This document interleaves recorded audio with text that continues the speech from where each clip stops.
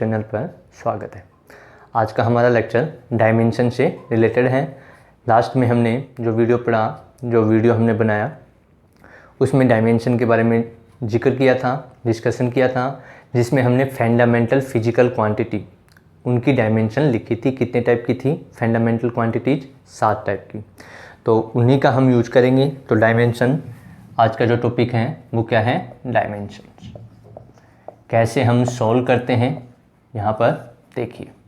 Dimensions यानी कि विमाओं के बारे में हम यहाँ पर बात करेंगे आज के लेक्चर में।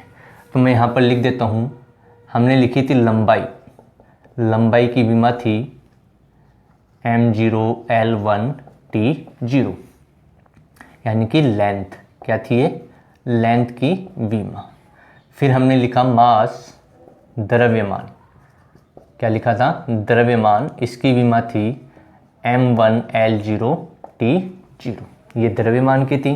एक थी टाइम, समय की विमा थी m0 l0 t1। इन तीनों का हम यूज करेंगे। आज जो लेक्चर है उसमें हम इन तीनों ही विमाओं का यूज करेंगे, उपयोग करेंगे और विमाएं, अन्य भौतिक राशियों की विमाएं निकालने सीखेंगे। कैसे हम निकालते हैं? बिल्कुल सिंपल मेथड है, बिल्कुल सिंपल तरीका है। स्टेप बाय स्टेप हम चलेंगे और उसी के अकॉर्डिंग हम क्या करेंगे, यहाँ पर अन्य भौतिक राशियाँ हैं, फिजिकल क्वांटिटी है, उनकी डायमेंशन सॉल्व करेंगे। तो सबसे पहले हम निकालते हैं डिस्टेंस। किसकी? डिस्टेंस की, जो दूरी होती है। तो दूरी क्या होती है? दूरी का जो मात्रक होता है वो मीटर होता है। क्या होता है? मीटर। और मीटर लंबाई होती है एक टाइप की। तो यहाँ पर जो विमा होगी, जो लंबाई की विमा होती है, वही किसकी होती है? डिस्टेंस, दूरी की। तो दूरी की विमा क्या हो जाएगी? m0 l1 t0। ये किसकी आ गई? दूरी की या डिस्टेंस की। दूसरी हम बात करें, दूसरी क्या है? डिस्प्लेसमेंट और डिस्प्लेसमेंट विस्थापन। तो विस्थापन की विमा क्या होगी? तो देखिए, विस्थापन भी एक प्रकार की, दूरी और विस्थापन में डिफरेंस बता देता हूँ कि दूरी जो होती है वो एक स्केलर क्वांटिटी होती है और विस्थापन होती है वो एक वेक्टर क्वांटिटी होती है। तो किसी पथ की वह न्यूनतम लंबाई, जो न्यूनतम लंबाई होती है, उसको हम क्या कहते हैं?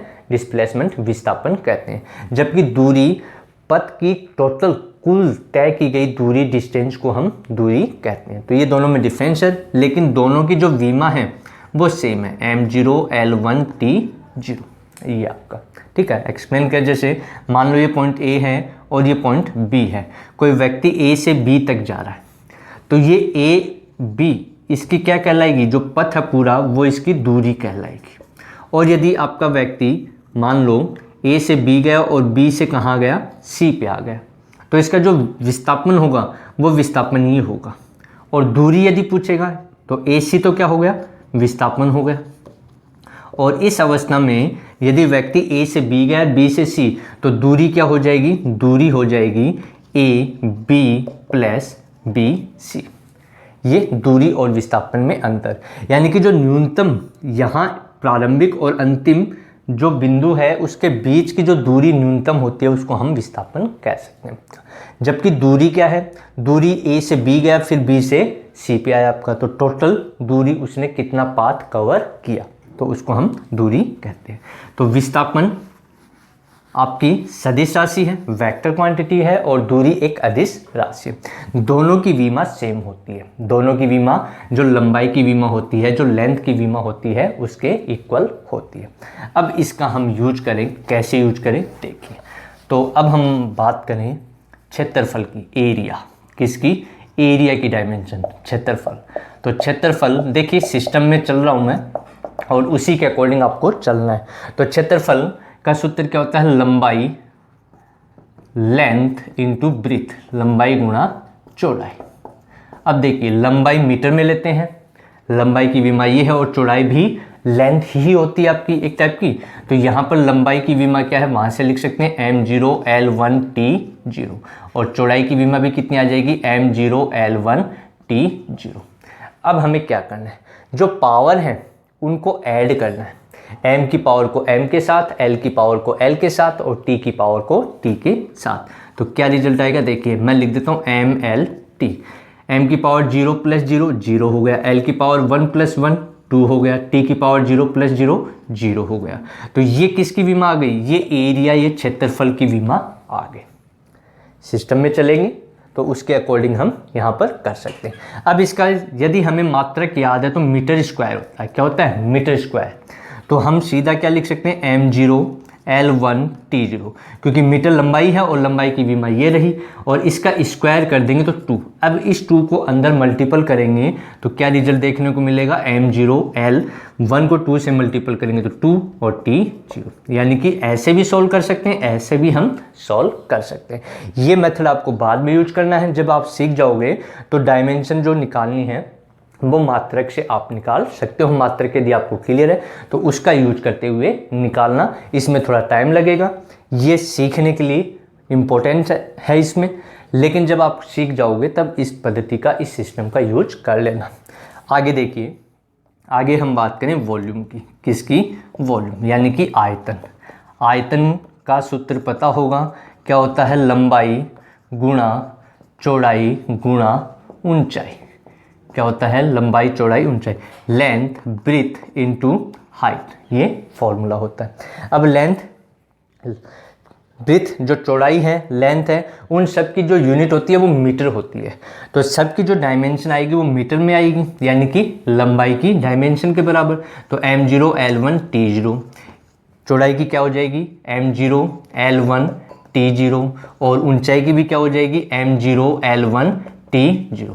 दोबारा क्या करना है, इनकी पावर्स को ऐड करना है। सिस्टम क्या है, m को m के साथ, l को l के साथ और t को t के साथ। तो क्या आ जाएगा, लिख देता हूँ mlt, ये आ गया। m की पावर 0 प्लस 0 प्लस 0 तो 0 हो गया, l की पावर 1 प्लस 1 प्लस 1 3 हो गया, और t की पावर 0 प्लस 0 प्लस 0 0 हो गया। ये किसकी डायमेंशन आ गई, ये वॉल्यूम की आ गई। ठीक है, एरिया की निकाल ली, वॉल्यूम की निकाल ली। अब आगे देखिए जो हमने यूज किया, एक स्टेप बाय स्टेप हम चलते जाएंगे और हमें सब कुछ क्लियर होता चला जाएगा। तो देखिए क्या है आगे, आगे हम बात करें कि स्पीड, किसकी बात करें, स्पीड की, यानी कि चाल। अब इनके जो मान हैं, जो सूत्र हैं, वो हमें याद होने चाहिए। यदि सूत्र याद है तो हम तुरंत की तुरंत आसानी से उसको सॉल्व कर सकते हैं। नहीं याद है तो इनके मात्रक याद होने चाहिए, और वो भी याद नहीं है तो धीरे धीरे हम पढ़ेंगे तो सब चीज़ें क्लियर होती चली जाएंगी। तो स्पीड का जो मात्रक होता है वो होता है दूरी भाग में समय, दूरी बटे समय, ये इसका सूत्र होता है, दूरी बटे समय।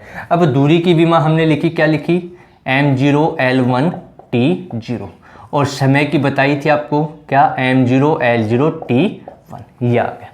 अब इसको आगे सोल्व करेंगे तो जो डिवाइड में जो भाग में उसको ऊपर लेके जाएंगे। अब ऊपर लेके जाएंगे तो उसका भी एक सिस्टम है कि जो डिवाइड में है, भाग में है, यदि उसके पावर प्लस में है तो ऊपर जाके माइनस में हो जाती है, और माइनस में होती है वो प्लस में। तो इसको आगे सोल्व करके लिखें तो क्या आएगा, m0 L1 T0, और इसको ऊपर लेके जाएंगे तो m0 का 0 रहेगा, L0 का 0, t की पावर +1 है, ऊपर जा करके -1 हो जाएगी।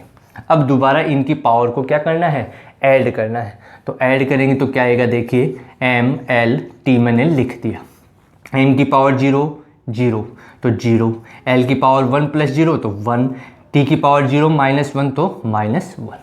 ये किसकी विमा आ गई, ये चाल की, स्पीड की विमा आ गई। आगे देखिए वेग, तो वेग क्या है, विस्थापन, विस्थापन बटे समय, इसका क्या सूत्र होता है, विस्थापन बटे समय। अब विस्थापन की बताई थी आपको, क्या थी, m0 L1 T0, भाग में समय का ऊपर लिखी हुई आपकी, तो m0 L0 T1। इसको दोबारा इसकी तरह सोल्व करेंगे, इसको ऊपर लेके जाऊंगा तो क्या आ जाएगा, m0 L1 T0, और इसको ऊपर लेके जाएंगे तो ये आएगा m0 L0 T की पावर -1, क्योंकि प्लस है ऊपर जा करके माइनस। अब इनकी पावर को ऐड कर देंगे तो क्या आएगा, m0 + 0 0 हो गया, l 1 + 0 1 हो गया, t 0 - 1 -1। तो आप देखोगे कि यही जो वीमा है वो चाल की आई है और यही वीमा किसकी आई है, वेग की आई है। दोनों में अंतर क्या है, ये एक स्केलर क्वांटिटी है। कैसी क्वांटिटी है, स्केलर, यानी कि अदिश राशि है। और वेग कैसी राशि होती है, एक वेक्टर क्वांटिटी होती है। कैसी क्वांटिटी, वेक्टर, यानी कि सदिश राशि होती है। जब हम अदिश और सदिश के बारे में पढ़ेंगे वहाँ पर पूरा डिटेल से एक्सप्लेन करेंगे कि अदिश राशियाँ क्या हैं आपकी, स्केलर क्वांटिटी और वेक्टर क्वांटिटी। ठीक है, उनके बारे में आगे हम डिस्कशन करेंगे। तो यहाँ पर देखिए हमने स्पीड की निकाल ली, वेलोसिटी वेग की निकाल ली। आगे देखिए अब हम स्टेप बाय स्टेप चलते जाएंगे। यदि हमें पता है कि हमने इसकी निकाली तो उसका ही यूज करेंगे अगली वाली डायमेंशन में, वीमा में। कैसे करेंगे देखते हैं। तो देखिए मैं यहाँ लिख देता हूँ स्पीड की आई हमारे पास m0L1t-1 और वेलोसिटी की, वेग की आई है आपके पास m0L1t-1। यही आई, अभी यही हमने सॉल्व की। अब हम निकालेंगे त्वरण, किसकी, त्वरण, एसिलेशन की डायमेंशन क्या होगी। तो सबसे पहले इसका सूत्र पता होना चाहिए। तो सूत्र क्या होता है, वेग बटे समय। क्या होता है, वेग बटे समय, यानी कि वेलोसिटी अपॉन टाइम। ये इसका फॉर्मूला। ये सब चीज़ें पढ़ेंगे आगे जैसे जैसे। यहाँ पर हमें ओनली डायमेंशन के ऊपर फोकस करना है। तो वेलोसिटी अपॉन टाइम, तो देखिए वेलोसिटी का हमने यहाँ निकाल रखा है, तो अब वेलोसिटी का यूज कर ले, हमें याद रखने की आवश्यकता नहीं है। क्यों, क्योंकि हमने वेलोसिटी निकाल ली। और वेलोसिटी कब निकाली, जब हमने विस्थापन डिस्प्लेसमेंट पता था। समय का तो पता है, अब डिस्प्लेसमेंट का भी पता है, तो हमने वेलोसिटी निकाल ली। ऐसे दूरी, तो हमने जब स्टार्टिंग की थी उसमें दूरी निकाला पहले, फिर हमने डिस्प्लेसमेंट विस्थापन निकाला, उसके बाद में स्पीड और वेलोसिटी निकाली। अब हम एसिलेशन निकाल लें, तो एसिलेशन के लिए velocity upon time, velocity equals to m0L1t-1 upon time की क्या है, m0L0t⁻1। वही प्रक्रिया आपकी, वही प्रोसेस, इसको ऊपर लेके जाएंगे तो प्लस वाला माइनस में हो जाएगा। तो m0L1t-1, ये तो ऐसे का ऐसे रहेगा। इसको ऊपर लेके जाऊंगा तो m की पावर 0 0 रहेगी, l की 0, t यहाँ +1 है, ऊपर जाकर के -1। अब पावर को ऐड कर देंगे दोबारा, तो ऐड करेंगे तो क्या आएगा, m की पावर 0 + 0 0 हो गया, l की पावर 1 + 0 1 हो गया, t की पावर -1 तो -2 हो गया। -1 और -1 दोनों जुड़ करके -2 के इक्वल हो जाएंगे। अब हमने त्वरण की निकाली। अब देखिए इसी का हम यूज करेंगे किस में, बल में, यानी कि फोर्स की डायमेंशन हमें निकालनी। ठीक है, रटना नहीं है, याद नहीं रखना। ये निकालने से पहले हमें ये पता होना चाहिए। ये पता होने से पहले हमें क्या पता होना चाहिए, विस्थापन की, विमाप की। तो वो एक सिस्टम, स्टेप बाय स्टेप हम चलते जाएंगे तो हर एक डायमेंशन हमें क्लियर होती चली जाएगी। अब फोर्स है बल, उसका जो फॉर्मूला है वो क्या होता है, मास इंटू एसिलेशन। पढ़ा हुआ होगा, F इक्वल्स टू लिखा है m इंटू ए, न्यूटन का सेकंड लॉ। ठीक है, F equals to m a, जहाँ पर m द्रव्यमान मास है, a एसिलेशन है। तो मास की हमें पता है द्रव्यमान की, तो मैं यहाँ लिख देता हूँ द्रव्यमान की क्या होती है, m1L0T0। और एसिलेशन ये निकाल रखी हमने, तो यहाँ से मैं रख दूँ इसको, तो क्या आएगा m0L1T-2। अब दोबारा क्या करना है, पावर को ऐड करना है, वही सिस्टम चल रहा है आपका। तो क्या आएगा, m1 + 0 तो 1 हो गया, l 0 + 1 1 हो गया, t 0 - 2 तो -2। ये किसकी आ गई, ये बल की आ गई। ये विमा किसकी आ गई, बल की। तो यहाँ लिख देता हूँ मैं, फोर्स F से रिप्रेजेंट कर रहा हूँ, उसकी विमा कितनी है, m1L1T-2।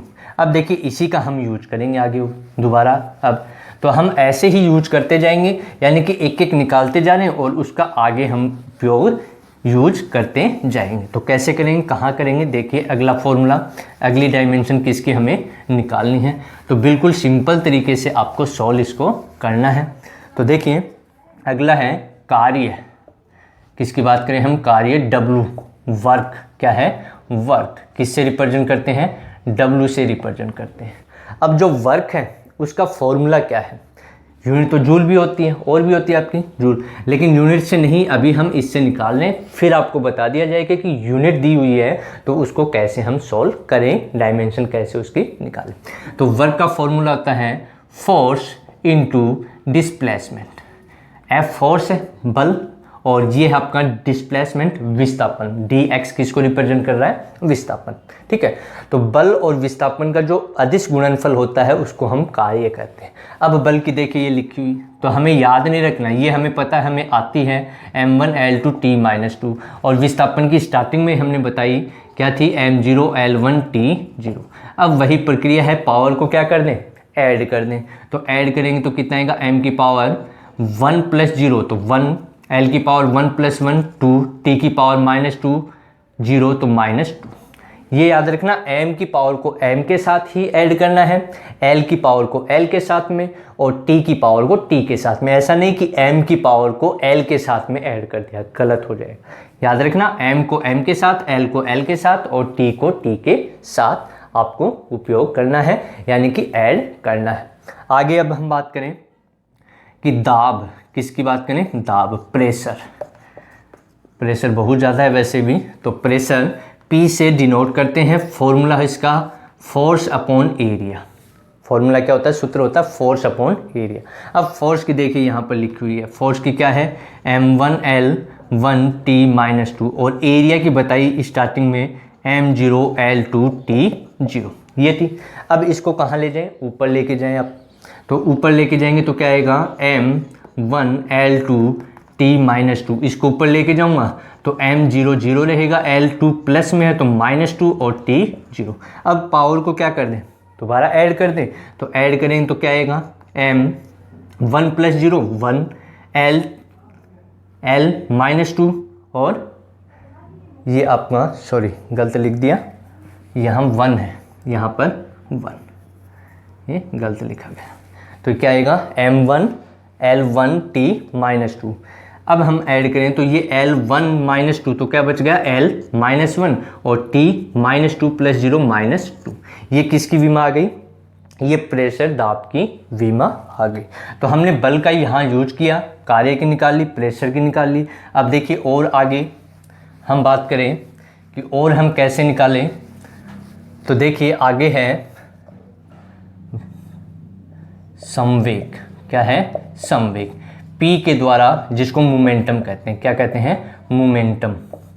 मोमेंटम और P के द्वारा रिप्रेजेंट करते हैं। इसका जो फॉर्मूला होता है वो होता है m × v, जहाँ पर m है द्रव्यमान और v है वेग, वेलोसिटी, मास इनटू वेलोसिटी। क्या है? Mass into velocity. ठीक है, तो इनका हम यूज करेंगे और यूज करते हुए इसको सॉल्व करेंगे। तो मास की क्या होती है? m1L0 T0 और वेलोसिटी की हमने निकाली थी, कितनी आई थी वेलोसिटी की? m0L1 T-1। अब हमें क्या करना है? इनकी पावर को ऐड करना है। तो पावर को ऐड करेंगे तो क्या आएगा? m1 1 + 0 1, L0 + 1 तो 1, T0 -1 -1। ये किसकी आ गई? संवेग की आ गई। ये विमा जो डायमेंशन आई है वो किसकी आई है? संवेग की। अब आगे हैं कोणीय संवेग। क्या है? कोणीय संवेग। तो कोणीय संवेग J या L से रिप्रेजेंट करते हैं, जिसको बोलते हैं एंगुलर मोमेंटम। Angular momentum. तो इसकी विमा क्या होगी? डायमेंशन क्या होगी? तो पहले इसका सूत्र पता होना चाहिए। इसका सूत्र होता है P × R, या R न लिख करके dr लिख देते हैं, संवेग इंटू विस्थापन।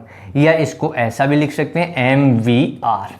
तो P = कितना हो गया? mv हो गया, इंटू में R आपका विस्थापन शो कर रहा है। तो हमें या तो इससे सॉल्व कर सकते हो या इस फॉर्मूले से। तो संवेग हमें पता है, यहाँ लिख दें संवेग की विमा क्या है? m1L1 T-1 और विस्थापन की क्या बताइए आपको? m0L1 T0। अब दोबारा क्या कर दें? पावर को ऐड कर दें तो क्या आएगा?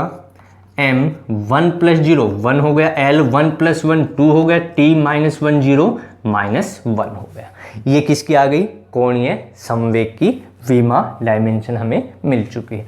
और आगे देखिए क्या है आपका, बहुत इजी तरीके से हम यहाँ पर सॉल्व कर रहे हैं।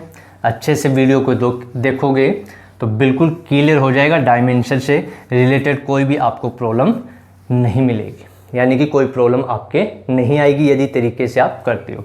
अगला है बल आघूर्ण। क्या है? बल आघूर्ण। जिसको टॉर्क क्या कहते हैं, टॉर्क, टाउ से रिप्रेजेंट किया जाता है। इसका सूत्र होता है फोर्स इनटू डिस्प्लेसमेंट। क्या होता है, फोर्स इनटू डिस्प्लेसमेंट। फोर्स की लिखी हुई है सामने, तो टाउ इक्वल टू आ जाएगा m1L1T-2 और विस्थापन कितना है m0L1T0। पावर को ऐड कर दूं तो विमा कितनी आ गई, बल आघूर्ण की टॉर्क की कितनी आ जाएगी, m1 + 0 1L1 + 1 2T-2 0 -2, ये आ गई। आप चेक करोगे यही विमा किसकी होती है, वर्क की। किसकी है, कार्य की विमा भी यही होती है। ठीक है, तो ये बल आघूर्ण की विमा हमने सॉल्व की। ये तो आज हमने यहाँ पर काफ़ी विमाएं सॉल्व की हैं, डायमेंशन के बारे में स्टडी किया इस लेक्चर में। अगले लेक्चर में और हम डायमेंशन के बारे में, ये तो नॉर्मल बेसिक था आपका, थोड़ा और स्टैंडर्ड से हम डायमेंशन सॉल्व करेंगे। तो इसको अच्छे से पढ़ना ताकि आपको आगे जो हम डायमेंशन निकालेंगे वो बिल्कुल ईजी हो जाए आपकी। तो इसके लिए आपका ज़रूरी है कि ये बेसिक जो थी आपकी, कि क्या क्या हमने पढ़ा, इसमें स्टेप बाय स्टेप हमें चलना है। तो स्टेप बाय स्टेप चलता रहा मैं भी यहाँ पर, तो उसके अकॉर्डिंग जो डायमेंशन हमने सॉल्व की वो बिल्कुल ईजी तरीके से सॉल्व की। अगले लेक्चर में भी हम डायमेंशन से रिलेटेड कुछ और प्रॉब्लम करेंगे जिससे आपको और अच्छे से क्लियर हो जाए। यदि वीडियो आपको अच्छा लगे तो लाइक कीजिए और शेयर कीजिए।